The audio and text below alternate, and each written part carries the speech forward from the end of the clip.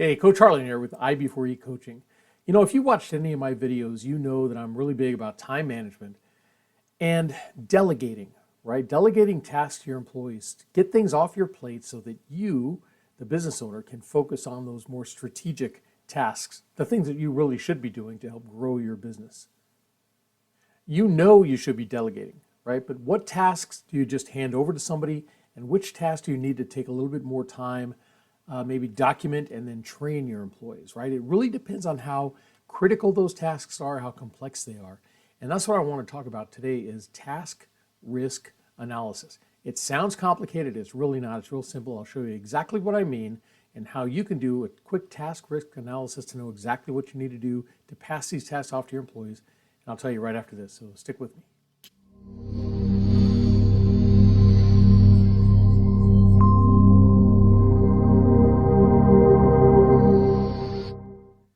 Most small business owners are stuck in that first year entrepreneur mentality, thinking that they have to do everything themselves. They have to do all the work.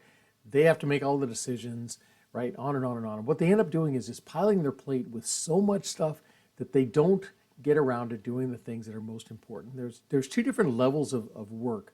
There's the tactical level, that's the hands-on day-to-day activities of your business. And then there's the strategic level. The visionary level, the looking out, way out there in the future to drive the business, right?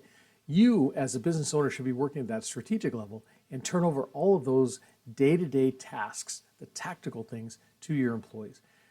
But you can't just turn over something to somebody if it's really, really critical, right? You want to make sure that the employee understands what they need to do, why they need to do it, the time scale, right? When does it have to be done? And how critical is it that it's done right and it's done on time? Some of the tasks that you're probably doing can be turned over if they're documented properly and if you train your employees. And that's what I want to talk about, this task risk analysis. Now, this is something I've been showing clients since my consulting days, working with some business clients right now, showing them how to look at those tasks and identify which ones they can turn over to somebody. And it's really simple. It's a three-step process, and you can do this with everything. First of all, jot down all the things you do in a normal average week. Now, I know there are things that are going to come up, unexpected things that pop up. You can't account for those, and I get it.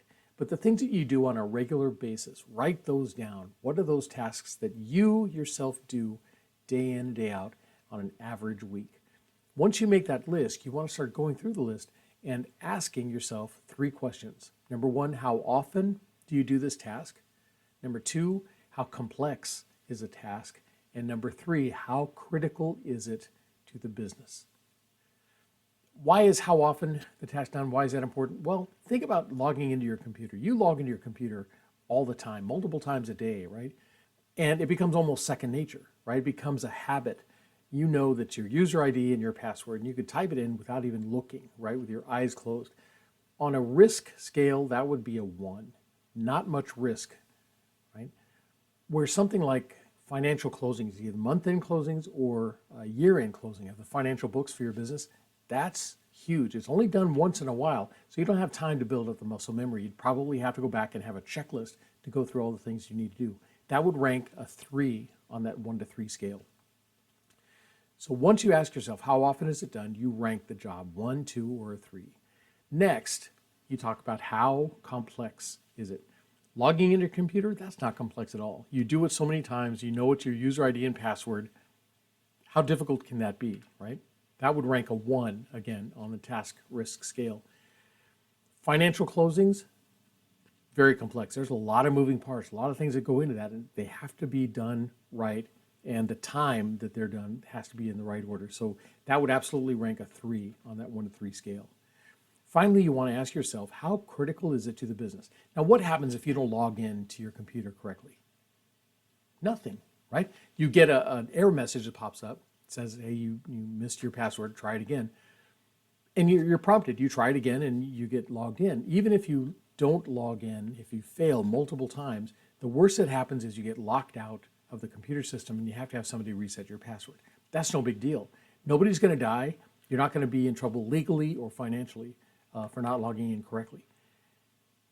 The month-end closing, year-end closing, all those financial records and stuff, you could be held legally responsible and financially responsible, right? If those are not done right or they're not done on time, you could have fines and penalties coming in.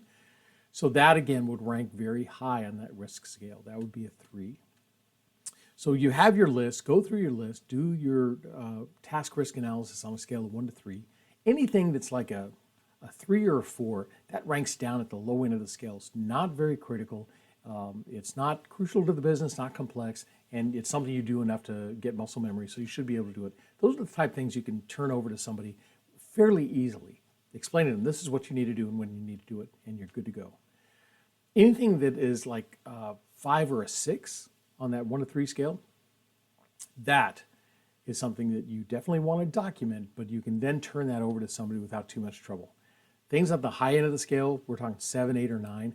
Those are the things that are very critical to the business. They're very complex, right? And they're not things that you do on a regular basis. Those are the things that you not only want to document, but you also want to train your employees. Make sure that they understand all the ins and outs of why that task needs to be done the way that you want it done.